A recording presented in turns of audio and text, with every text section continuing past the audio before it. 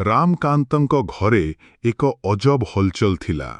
ଆଜି ତାଙ୍କ ଜୀବନର ସବୁଠୁ ବଡ଼ ଖୁସି ଖବର ଆସିବାକୁ ଥିଲା। ତାଙ୍କ ପତ୍ନୀ ପ୍ରିୟା ମା ହେବାକୁ ଯାଉଥିଲେ। ଏହା ସେମାନଙ୍କର ପ୍ରଥମ ସନ୍ତାନ ଥିଲା, ଆଉ ହୃଦୟମାନଙ୍କରେ ଖୁସିର ଏକ ଲହର ଦୌଡ଼ି ଯାଉଥିଲା। ରାମକାନ୍ତଙ୍କ ମାଙ୍କୁ ପଲ୍ଲୀରେ ସବୁ ମା କହି ପ୍ରଶଂସା କରୁଥିଲେ।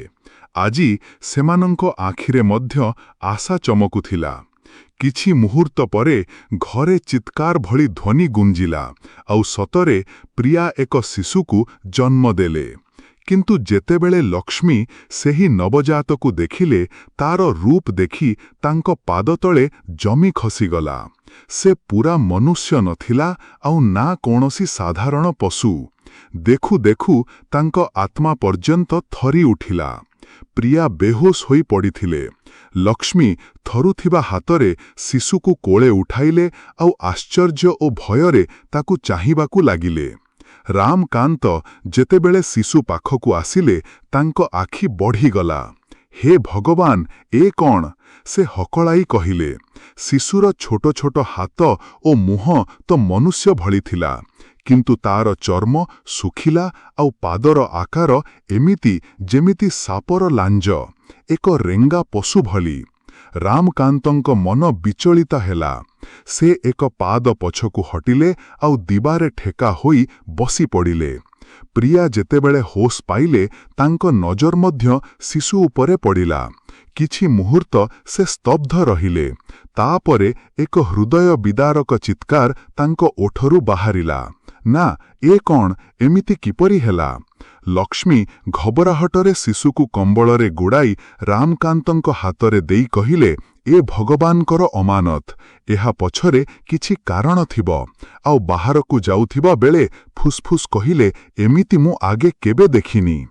ରାମକାନ୍ତ ଦ୍ୱାର ବନ୍ଦ କରି ପ୍ରିୟା ପାଖରେ ବସି ଧୀରେ କହିଲେ, କାହାକୁ କିଛି କହିବୁ ନାହିଁ। ପ୍ରିୟା, ଏ ଏକ ପରୀକ୍ଷା। ଧୈର୍ଯ୍ୟ ରଖିବାକୁ ପଡ଼ିବ। ପ୍ରିୟାଙ୍କ ଆଖିରେ ଧୈର୍ଯ୍ୟ ନଥିଲା। ସେଠାରେ କେବଳ ଭୟ, ଆଘାତ ଆଉ ଏକ ପ୍ରଶ୍ନ ଥିଲା, ଯାହା ଚିତ୍କାର କରି ଉତ୍ତର ମାଗୁଥିଲା। ଏ ଆମ ସହିତ କାହିଁକି ହେଲା? ରାମକାନ୍ତ ତାଙ୍କ ହାତ କଡ଼ ଧରିଲେ, କିନ୍ତୁ ତାଙ୍କ ନିଜର ହୃଦୟ ମଧ୍ୟ ଜୋରରେ ଭଡ଼କୁଥିଲା। ସେ ମଧ୍ୟ କିଛି ବୁଝିପାରୁ ନଥିଲେ। ପଲ୍ଲୀରେ ଏହି ଖବର ନିଆଁ ଭଳି ପହେଇଗଲା। ରାମକାନ୍ତଙ୍କୁ ଏହାର ଆଭାସ ନଥିଲା ଯେ ସେ କେଉଁ ଯାତ୍ରାରେ ପଡ଼ିସାରିଛନ୍ତି। ଏକ ଏପରି ରାସ୍ତା ଯେଉଁଠାରେ ମଞ୍ଜିଲ ତୌବା, ପାପ ଆଉ ପ୍ରକୃତିର ଅଦୃଶ୍ୟ ନ୍ୟାୟାଳୟ ଭଳି ଠିଆ ହେବ।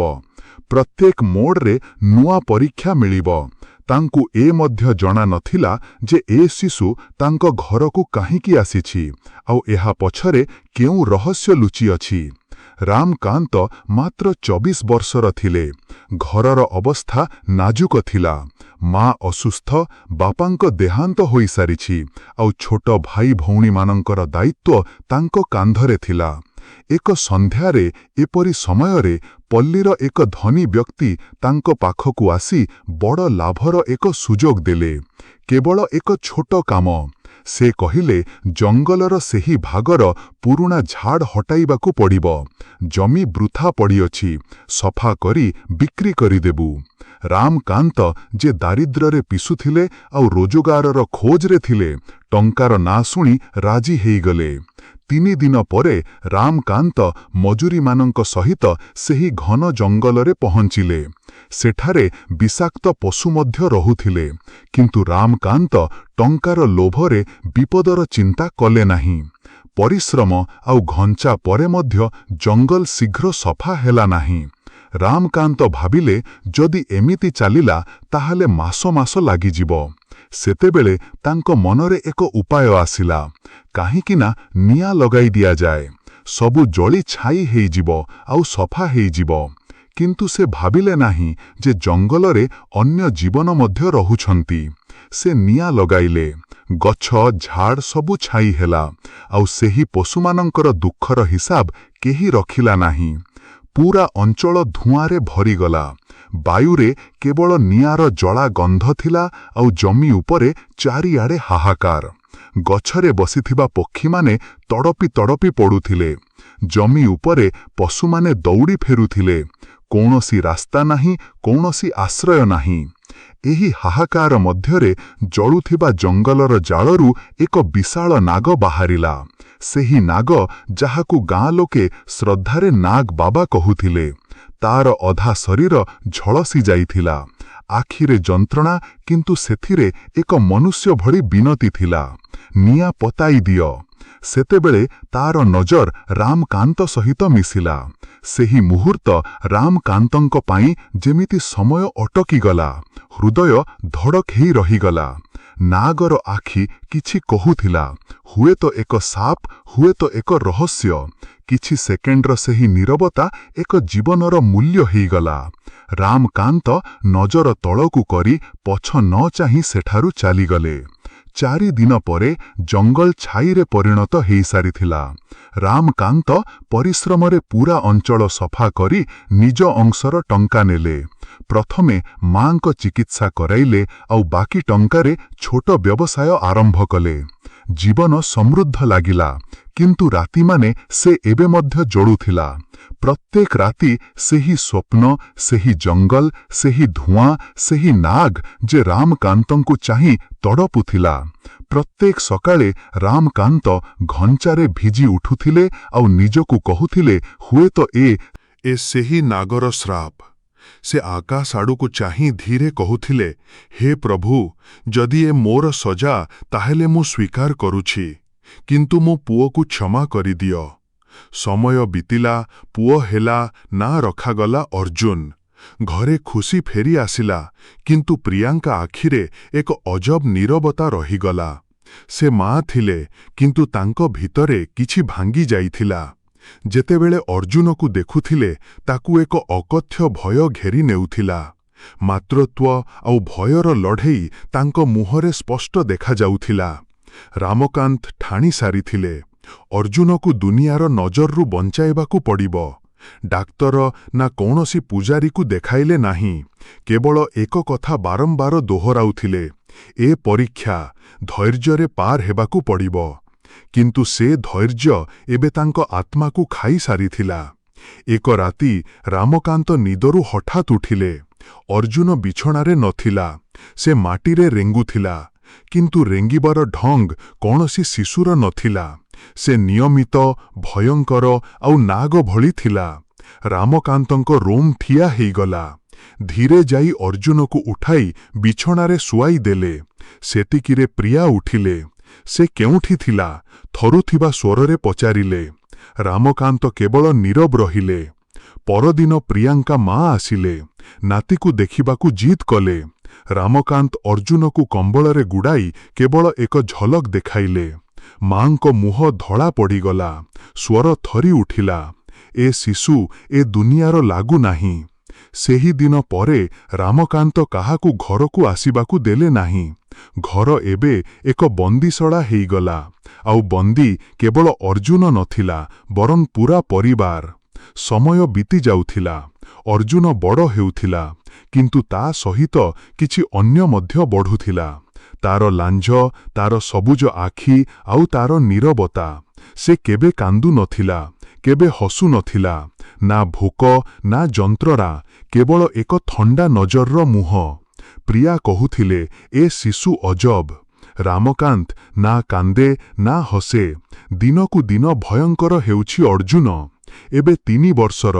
ନା ଘଣ୍ଟା ଘଣ୍ଟା ଏକ କୋଣରେ ନୀରବ ବସି ରହେ, ନା ହଠାତ୍ ରେଙ୍ଗିବାକୁ ଲାଗେ, ଠିକ୍ ନାଗ ଭଳି। ତାର ନଖ, ନୂଆ ଚର୍ମ, କଳା ଆଉ ରୁକ୍ଷ ହେଇଯାଇଛି। ପ୍ରତି ରାତି ରାମକାନ୍ତ ସଜଦାରେ ପଡ଼ି ଯାଉଥିଲେ, ହେ ଭଗବାନ, ଦୟା କର। କିନ୍ତୁ ହୃଦୟରେ ସବୁବେଳେ ଏକ ପ୍ରଶ୍ନ ଗୁଞ୍ଜୁଥିଲା, ଏ ଶିଶୁ ସତରେ ମନୁଷ୍ୟ କି? ଏକ ଦିନ ପ୍ରିୟା ଅର୍ଜୁନକୁ ଖାଇବା ଖୁଆଉଥିଲେ। ହଠାତ୍ ଅର୍ଜୁନ ଦାନ୍ତ ଗଳାଇଦେଲା, ସିଧା ତାଙ୍କ ବାହୁରେ। ପ୍ରିୟାଙ୍କା ଚିତ୍କାର ଗୁଞ୍ଜିଲା, ଆ ରାମକାନ୍ତ, ରାମକାନ୍ତ। ଦୌଡ଼ି ଆସିଲେ। ପ୍ରିୟାଙ୍କା ରକ୍ତ ବହୁଥିଲା। ମରହମ ଲଗାଇଲେ। ପ୍ରିୟା ଥରୁଥିଲେ। ଦୁହେଁ ନିଜ ନିଜକୁ ଚାହିଁଲେ। ଆଖିରେ କେବଳ ଏକ ପ୍ରଶ୍ନ ଥିଲା, ଯାହାର ଉତ୍ତର ହୁଏତ କେବଳ ଭଗବାନ ଜାଣନ୍ତି। ଅର୍ଜୁନ କି ସେହି ବଦ୍ଦୁଆର ଚିହ୍ନ, ନା କୌଣସି ପାପର ଛାୟା? ରାମକାନ୍ତ ଜାଣୁଥିଲେ କିଛି ତ ଅଛି ଯାହା ମନୁଷ୍ୟଠୁ ଅଧିକ ନାଗର ଉତ୍ତରାଧିକାର ଧରିଛି। ସେହି ରାତି ପରେ ପ୍ରିୟାଙ୍କା ଦୁନିଆ ଭିତରୁ ଭାଙ୍ଗିବାକୁ ଲାଗିଲା।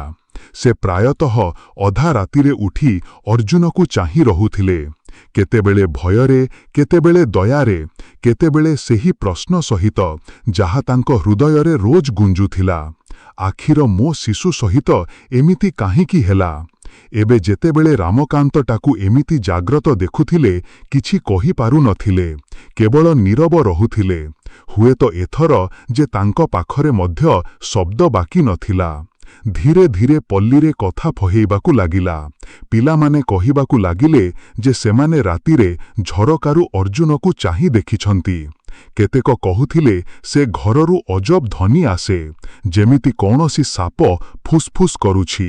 ଆଉ ତାପରେ ଭୟ ଫହେଇଗଲା। ପଡ଼ୋଶୀମାନେ ନିଜ ପିଲାମାନଙ୍କୁ କହୁଥିଲେ ରାମକାନ୍ତଙ୍କ ଘର ପାଖରେ ଯାଇନାହିଁ, ସେଠାରେ କିଛି ଭୟଙ୍କର ରହେ। ରାମକାନ୍ତ ଯେତେବେଳେ ଏସବୁ ଶୁଣିଲେ ଘରରୁ ବାହାରକୁ ବାହାରିବା ପ୍ରାୟ ଛାଡ଼ିଦେଲେ। ଏବେ ସେ କେବଳ ନିଜ ଦିବାର ମଧ୍ୟରେ ସଙ୍କୁଚିତ ହେଇଯାଇଥିଲେ। ଏକଦିନ ମନ୍ଦିରର ପୂଜାରୀ ତାଙ୍କୁ ଭେଟିଲେ, ପଚାରିଲେ, ରାମକାନ୍ତ ସବୁ ଠିକ୍ ତ? ରାମକାନ୍ତ ହାଲୁକା ମିଛ କହିଲେ, ହଁ ପୂଜାରୀ ମହାଶୟ, ଶିଶୁ ଅସୁସ୍ଥ, ପ୍ରାର୍ଥନା କରିବେ? ପୂଜାରୀ ନରମ ସ୍ୱରରେ କହିଲେ, ଭଗବାନଙ୍କ ଦାନର ଧନ୍ୟବାଦ ଦେବା ଉଚିତ ପୁଅ। ଯଦି ରୋଗ ଅଛି ତାହେଲେ ଚିକିତ୍ସା କରାଇବା କର୍ତ୍ତବ୍ୟ। ରାମକାନ୍ତ ମୁଣ୍ଡ ତଳକୁ କରିଲେ, କିନ୍ତୁ ଭିତରେ ତାଙ୍କ ହୃଦୟ ଥରି ଉଠିଲା। ତାଙ୍କୁ ଜଣାଥିଲା ସତ୍ୟ ଅଧିକ ଦିନ ଲୁଚି ରହିପାରିବ ନାହିଁ। ଯେଉଁଦିନ ସତ୍ୟ ସାମ୍ନାକୁ ଆସିବ, ଲୋକେ ଅର୍ଜୁନକୁ ମନୁଷ୍ୟ ନୁହେଁ, କୌଣସି ଭୟଙ୍କର ପ୍ରାଣୀ ଭାବରେ ଦେଖିବେ। ସେହି ରାତି ଯେତେବେଳେ ସବୁ ଶୋଇପଡ଼ିଲେ, ରାମକାନ୍ତ ଧୀରେ ଅର୍ଜୁନଙ୍କ କୋଠରୀକୁ ଗଲେ। କୋଠରୀରେ ହାଲୁକା ଅନ୍ଧାର ଥିଲା, କିନ୍ତୁ ଅର୍ଜୁନଙ୍କ ସବୁଜ ଆଖି ସେ ଅନ୍ଧାରରେ ଦୁଇ ଜଳୁଥିବା ଦୀପ ଭରି ଚମକୁଥିଲା। ରାମକାନ୍ତ କିଛି ମୁହୂର୍ତ୍ତ ଅଟକିଗଲେ, ତାପରେ ସାହସ ସଂଗ୍ରହ କରି ଆଗେ ବଢ଼ିଲେ। ତାଙ୍କ ଛୋଟ ହାତ ଧରିଲେ। ସେହି ମୁହୂର୍ତ୍ତରେ ତାଙ୍କ ଆଖିରୁ ଲୁହ ବାହାରିଲା। ମନେ ମନେ ଠାଣି ସାରିଲେ, ଏବେ ସେ ନିଜ ପୁଅଠୁ ଡରିବେ ନାହିଁ, ତାକୁ ଲୁଚାଇବେ ନାହିଁ। କିନ୍ତୁ ଭାଗ୍ୟ ହୁଏତ ଅନ୍ୟ ମୋଡ଼ର ପ୍ରସ୍ତୁତି କରୁଥିଲା। କିଛି ଦିନ ପରେ ଆକାଶରେ କଳା ମେଘ ଘୋଡ଼ାଇ ହେଲା। ପ୍ରବଳ ଝଡ଼ ବହିଲା, ଆଉ ତାପରେ ମୂଷଳଧାରା ବର୍ଷା। ବିଜୁଳି କଡ଼ୁଥିଲା। ହଠାତ୍ ଏକ ତୀବ୍ର ଚମକ ହେଲା। ରାମକାନ୍ତ ନିଦରୁ ଲମ୍ଫ। ପ୍ରିୟାଙ୍କ ଚିତ୍କାର ଗୁଞ୍ଜିଲା। ରାମକାନ୍ତ ଦୌଡ଼ିଲେ।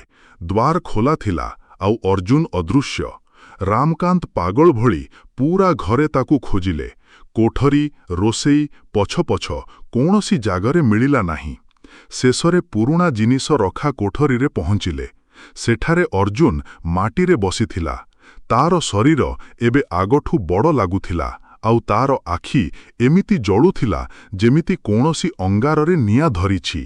ସେ କୌଣସି ଅଜବ ଭାଷାରେ ଚିତ୍କାର କରୁଥିଲା। ଧ୍ୱନି ଏତେ ଭାରୀ ଯେ ଦିବାରମାନେ ଥରୁଥିଲା। ତାର ଚିତ୍କାର ଶୁଣି ପୂରା ଗାଁରେ ହଲଚଲ ମଚିଗଲା। ଲୋକେ ଝରକାରୁ ଚାହିଁବାକୁ ଲାଗିଲେ। ପ୍ରିୟା ଦ୍ୱାର ପର୍ଯ୍ୟନ୍ତ ପହଞ୍ଚିଲେ, ଆଉ ଯେହେତୁ ଅର୍ଜୁନକୁ ଦେଖିଲେ, ତାଙ୍କରୁ ଚିତ୍କାର ବାହାରିଲା, ହେ ଭଗବାନ, ଆମେ କେଉଁ ପାପ କରିଥିଲୁ? ରାମକାନ୍ତଙ୍କ ପାଦ ଯେମିତି ଜମିରେ ବୁଡ଼ିଗଲା। ସେହି ମୁହୂର୍ତ୍ତରେ ତାଙ୍କୁ ସବୁ ମନେ ପଡ଼ିଗଲା। ସେ ଜଳୁଥିବା ଜଙ୍ଗଲ, ତଡ଼ପୁଥିବା ନାଗ, ଆଉ ତାର ଅସହାୟତା ବଦଳରେ ଦିଆ ସାପ। ଥରୁଥିବା ସ୍ୱରରେ ବୁବୁଲିଲେ, ଏ ସେହି ଛାଇ ଯାହା ଏବେ ଆମ ଛାତରୁ ପଡ଼ୁଛି। ସେ ଦୌଡ଼ି ଅର୍ଜୁନକୁ ଉଠାଇବାକୁ ଲାଗିଲେ। ପ୍ରଥମ ଥର ପାଇଁ ନିଜ ପୁଅକୁ ଛାତିରେ ଲଗାଇଲେ। ଲୁହ ଦୁହେଁଙ୍କ ଆଖିରୁ ବହୁଥିଲା। ରାମକାନ୍ତଙ୍କର ମଧ୍ୟ, ପ୍ରିୟାଙ୍କର ମଧ୍ୟ। ଆଉ ତାପରେ ଏକ ଚମତ୍କାର ହେଲା। ଅର୍ଜୁନ ଯେ କେବେ କାନ୍ଦି ନଥିଲା, ସେ କାନ୍ଦିବାକୁ ଲାଗିଲା। ତାର ଶିଶକିରେ ଯେମିତି ମନୁଷ୍ୟତ୍ୱ ଫେରି ଆସିଥିଲା। ସେହି ରାତି ରାମକାନ୍ତ ନିଷ୍ପତ୍ତି ନେଲେ, ଏବେ ସେ ସତ୍ୟରୁ ପଳାଇବେ ନାହିଁ। ଯେତେ ଭୟଙ୍କର ହେଲା କାହିଁକି ନ କାହିଁକି, କିନ୍ତୁ ସକାଳେ ଏକ ନୂଆ ଭୟ ଆଣିଦେଲା। ଏବେ ପୂରା ପଲ୍ଲୀରେ ଅର୍ଜୁନର ଚର୍ଚ୍ଚା ଥିଲା। ସେ କୌଣସି ଭୂତ ଅଟେ, କାହାର ଯାଦୁ ହୋଇଛି, ପୂର୍ବଜନ୍ମର ବଦଳା, ଏପରି ଫୁସ୍ଫୁସ୍ ପ୍ରତି ଗଳିରେ ପହଁଇ ସାରିଥିଲା। କିଛିଦିନ ପରେ ଏକ ଧଳା କାର ରାମକାନ୍ତଙ୍କ ଘର ସାମ୍ନାରେ ଆସି ଅଟକିଲା। ଭିତରୁ କିଛି ଅଧିକାରୀ ଓହାଇଲେ, ସ୍ୱାସ୍ଥ୍ୟ ବିଭାଗ, ସାମାଜିକ କର୍ମୀ ଆଉ 2 ପୋଲିସ। ଏକ ଅଧିକାରୀ ଦ୍ୱାରରେ ଠକ୍ ଠକ୍ କଲେ। ଆମକୁ ଖବର ମିଳିଛି, ସେ କହିଲେ, ଏଠାରେ ଏକ ଶିଶୁ ଅଛି ଯେ ସାଧାରଣ ନୁହେଁ। ଆମକୁ ତାକୁ ଅନୁସନ୍ଧାନ କେନ୍ଦ୍ରକୁ ନେବାକୁ ପଡ଼ିବ। ତାର ପରୀକ୍ଷା ଜରୁରୀ। ରାମକାନ୍ତଙ୍କ ମୁହଁର ରଙ୍ଗ ଉଡ଼ିଗଲା। ସେ କହିଲେ, ସେ ମୋ ପୁଅ, ତାଙ୍କୁ କିପରି ନେଇପାରିବେ? ଅଧିକାରୀ କଡ଼ା ସ୍ୱରରେ କହିଲେ, ଦେଖନ୍ତୁ, ଆମକୁ ନିଜ କାମ କରିବାକୁ ଦିଅନ୍ତୁ। ସେ ଶିଶୁ ପୂରା ଗାଁ ପାଇଁ ବିପଦ ହେଇପାରେ। ସେହି ସମୟରେ ଏକ କର୍ମଚାରୀ ଅର୍ଜୁନଙ୍କ କୋଠରୀ ଆଡ଼କୁ ବଢ଼ିଲା। ଯେହେତୁ ତାକୁ ଛୁଇଁବାକୁ ଚେଷ୍ଟା କଲା, ଅର୍ଜୁନ ବିଜୁଳି ଭଳି ଝମ୍ପ ମାରି ତାର ପଞ୍ଜା କର୍ମଚାରୀର ଛାତିରେ ଲାଗିଲା। ସେ ଲୋକ ମାଟିରେ ପଡ଼ିଗଲା। ଅର୍ଜୁନ, ରାମକାନ୍ତ ଚିତ୍କାର କଲେ, ବନ୍ଦ କର ମୋ ପୁଅ। ତାଙ୍କ ସ୍ୱର ଥରୁଥିଲା, କିନ୍ତୁ ସେଥିରେ ପ୍ରଥମ ଥର ପାଇଁ ଭୟ ନଥିଲା, ପ୍ରେମ ଥିଲା। ଅର୍ଜୁନଙ୍କ ନଜର ତାଙ୍କ ବାପା ସହିତ ମିଶିଲା। ସେଥିରେ ଯନ୍ତ୍ରଣା ଥିଲା, କ୍ରୋଧ ନଥିଲା। ଅଧିକାରୀ ଶୀଘ୍ର ବେହୋସ ଇଞ୍ଜେକ୍ସନ ପ୍ରସ୍ତୁତ କଲେ। ଇଞ୍ଜେକ୍ସନ ଲଗାଇଲେ, ଆଉ କିଛି ମୁହୂର୍ତ୍ତରେ ଅର୍ଜୁନଙ୍କ ପତଳା ଭାରି ହେବାକୁ ଲାଗିଲା। ପ୍ରିୟା ଅର୍ଜୁନକୁ ନିଜ ବାହୁରେ କଡ଼ ଧରିଲେ। ତାଙ୍କ ଚିତ୍କାର ପୂରା ପଲ୍ଲୀରେ ଗୁଞ୍ଜିଲା, ହେ ଭଗବାନ, ମୋ ପୁଅକୁ ବଞ୍ଚାଇ ଦିଅ। ସେ ମାଟିରେ ପଡ଼ିଗଲେ। ଶିଶକି ଅଟକିବାର ନାଁ ନେଲା ନାହିଁ। ରାମକାନ୍ତ କେବଳ ନୀରବ ରହିଲେ। ତାଙ୍କ ଆଖି ଓଦା ଥିଲା। ଅର୍ଜୁନଙ୍କ କପାଳରେ ଚୁମା ଦେଲେ, ଯେମିତି ସେ ଚୁମାରେ ସାରା ଯନ୍ତ୍ରଣା, ସାରା ଦୁଃଖ ସମେଟି ନେଇଛି। ତାପରେ ଭାରି ହୃଦୟରେ ମୁଣ୍ଡ ହଲାଇଲେ। କର୍ମଚାରୀମାନଙ୍କୁ ଇଙ୍ଗିତ କଲେ ଯେ ଶିଶୁକୁ ନେଇଯାଆନ୍ତୁ। ଅର୍ଜୁନକୁ ଏକ ଖଞ୍ଜା ଭଳି ବାକ୍ସରେ ବନ୍ଦ କରାଗଲା। ଦ୍ୱାର ଝଟକାରେ ବନ୍ଦ ହେଲା, ଆଉ କାର୍ ଅନ୍ଧାରରେ ଅଦୃଶ୍ୟ ହେଇଗଲା। ସେହି ରାତି ରାମକାନ୍ତ ଆଉ ପ୍ରିୟା ନିଜ ଘର ଛାଡ଼ିଦେଲେ। ସେ ଘର ଯେଉଁଠାରେ କେବେ ହସ ଗୁଞ୍ଜୁଥିଲା, ଏବେ ନୀରବତାର ସମାଧି ହେଇଗଲା। ସକାଳେ ଯେତେବେଳେ ପଲ୍ଲୀ ଲୋକେ ଦେଖିଲେ, ଘର ଶୂନ୍ୟ ପଡ଼ିଥିଲା। ଅନେକ ଦିନ ସେଠାରେ କେହି ଯାଇନଥିଲେ। ଲୋକେ ତାକୁ ଅମଙ୍ଗଳ ଘରର ନାଁ ଦେଲେ। ପିଲାମାନଙ୍କୁ ଚେତାବନୀ ଦିଆଗଲା, ସେ ଗଳିରେ ଯାଇନାହିଁ, ସେଠାରେ ଭୂତ ରହନ୍ତି। ସହରରୁ ବହୁତ ଦୂରର ଏକ ଛୋଟ ଗାଁର କଡ଼ରେ ରାମକାନ୍ତ ଆଉ ପ୍ରିୟାଙ୍କୁ ଏକ ପୁରୁଣା ଭଗ୍ନ ମକାନ ମିଳିଲା। ସେହିଠାରେ ସେମାନଙ୍କ ନୂଆ ଠିକଣା ହେଲା, ଭଗ୍ନ ଦିବାର ମଧ୍ୟରେ ଆଉ ସ୍ମୃତିର ଛାଇ ସହିତ। ସେପଟେ ଅର୍ଜୁନ ଏବେ ଅନୁସନ୍ଧାନ କେନ୍ଦ୍ରରେ ଥିଲା। ଡାକ୍ତରମାନଙ୍କ ଟିମ୍ ଦିନ ରାତି ତାର ପରୀକ୍ଷା କରୁଥିଲେ। ସେ 5 ବର୍ଷର ଥିଲା, କିନ୍ତୁ ତାର ଶରୀର 10 ବର୍ଷର ଶିଶୁ ଭଳି ବିକଶିତ ହେଇସାରିଥିଲା। ତାର ଲାଞ୍ଜ ଏବେ ଲମ୍ବା ଆଉ ଭାରି ହେଇଯାଇଥିଲା। ଚର୍ମ କଠିନ, ଆଉ ଆଖିରେ ସେହି ଅଜବ ସବୁଜ ଚମକ। ସବୁଠୁ ଆଶ୍ଚର୍ଯ୍ୟର କଥା ଏହା ଯେ ସେ ପୂରା ଶାନ୍ତ ଥିଲା। ନା କାହା ସହିତ କଥା କରେ, ନା ହସେ, ନା ଚିତ୍କାର କରେ। କିନ୍ତୁ ଯେହେତୁ ନିଆଁର ଜାଳ ତା ସାମ୍ନାରେ ଆସେ, ତାର ପୂରା ଶରୀର ଥରି ଉଠେ। କେତେବେଳେ ଆଖି ସଙ୍କୁଚିତ ହେଇଯାଏ, ନିଶ୍ୱାସ ଦ୍ରୁତ ହେଇଯାଏ, ଯେମିତି ଭିତରେ କୌଣସି ପୁରୁଣା ସ୍ମୃତି ଜଳି ଉଠିଛି। एकदिन केन्द्रर नर्स देखिले जेतेबेले सकाळर सूर्यकिरण कोठरीरे पशिला अर्जुन आखि बंद करी मुंड तळकू करिदेला। डाक्तर माने मानसिक परीक्षा कले किंतु कौनसी उत्तर मिलिला नाही। से शिशु अन्य एक रहस्यर कड़ी थिला। सेपटे रामकांतंक राति माने पुनर्बार अशांत हेगला। एक स्वप्न बारंबार आसुथिला। से जळुथिबा जंगल, धुआरे भरा आकाश आउ सेही बड़ नाग जे छाईरे तड़पुथिला। रामकांत प्रति सकाळे ओदा आखिरे उठुथिले आउ कहुथिले, हे प्रभु, जदि ए शिशु मो पापर प्रायश्चित्त ताहेले मु एहाकु स्वीकार करुछि, किंतु जदि ए तोर क्रोधर चिन्ह ताहेले मते साहस दे जे एहाकु मध्य तोर दया बुझी पारिबी। एही प्रार्थनार किछि समय परे केन्द्ररु फोन आसिला, आपण शीघ्र एठाकु आसंतु। जेतेबेले रामकांत अनुसंधान केन्द्ररे पहुंचिले सेठारे हाहाकार मची अछि। डाक्तर माने दौड़ुथिले, मेसिन माने बीप करुथिले आउ एक कोठरीरु चमकदार आलोक बाहारुथिला। रामकांत भितरकु पसी अटकी गले। अर्जुन मेसिनरु जोड़ा होई पड़िथिला। चारिपटे नालीबती टिमटिम हेउथिला, किंतु तार शरीर एक अजब आलोक छाड़ुथिला, जेमिति ता भितरे एक नुआ जीवन जाग्रत हेइछि। डाक्तर माने चित्कार करुथिले, आमे तार नळीरे किछि अनन्य शक्ति देखुछु, एमिति आमे आगे केबे देखि नथिलु। ରାମକାନ୍ତଙ୍କ ହୃଦୟ ଅଟକିଗଲା। ସେ ଦୌଡ଼ି ଅର୍ଜୁନ ପାଖକୁ ପହଞ୍ଚିଲେ। ତାର ମୁଣ୍ଡରେ ହାତ ରଖିଲେ। ଅର୍ଜୁନ, ମୋ ପୁଅ, ବାପା ଏଠାରେ ଅଛନ୍ତି। ହଠାତ୍ ସେ ଆଲୋକ ଅଧିକ ତୀବ୍ର ହେଲା। ଝରକାମାନେ ଥରିବାକୁ ଲାଗିଲା। ମେସିନ୍ମାନେ ବନ୍ଦ ହେଇଗଲା। ଆଉ ଏକ ମୁହୂର୍ତ୍ତ ପାଇଁ ସବୁ ଅଟକିଗଲା। ତାପରେ ନୀରବତା। ଅର୍ଜୁନଙ୍କ ଆଖି ଧୀରେ ଖୋଲା ହେଲା। ସେଥିରେ ଏବେ ଭୟ ନଥିଲା, ନା କୌଣସି ରହସ୍ୟ, କେବଳ ଶାନ୍ତି। ସେ ଧୀର ସ୍ୱରରେ କହିଲା, ବାପା। ରାମକାନ୍ତଙ୍କ ନିଶ୍ୱାସ ଅଟକିଗଲା। ଅର୍ଜୁନ କହିଲା, ସେ ନାଗ ଏବେ ଯନ୍ତ୍ରଣାରେ ନାହିଁ। ରାମକାନ୍ତ ଥରି ଉଠିଲେ, ତୁମେ ତାକୁ ଜାଣ? ଅର୍ଜୁନ ହାଲୁକା ହସ ଦେଲା। ସେ ମରି ନଥିଲା ବାପା, ସେ କେବଳ ଅପେକ୍ଷା କରୁଥିଲା ଯେ କେହି ନିଜ ଭୁଲ ସ୍ୱୀକାର କରିବ। ସେ କହିଥିଲା, ଯେତେବେଳେ ମନୁଷ୍ୟ ନିଜ ପାପକୁ ଚିହ୍ନି ନିଏ, ତାହେଲେ ସାଫ ପ୍ରାର୍ଥନାରେ ବଦଳିଯାଏ। ଏହା କହି ଅର୍ଜୁନଙ୍କ ଆଖିରୁ ଲୁହ ବୋହିଲା। କିନ୍ତୁ ସେ ଲୁହ ମନୁଷ୍ୟର ଥିଲା। ତାର ଚର୍ମ, ଯାହା ଆଗେ ରୁଖ ଆଉ ସର୍ପ ଭଳି ଥିଲା, ଏବେ ନରମ ହେଇଯାଇଥିଲା।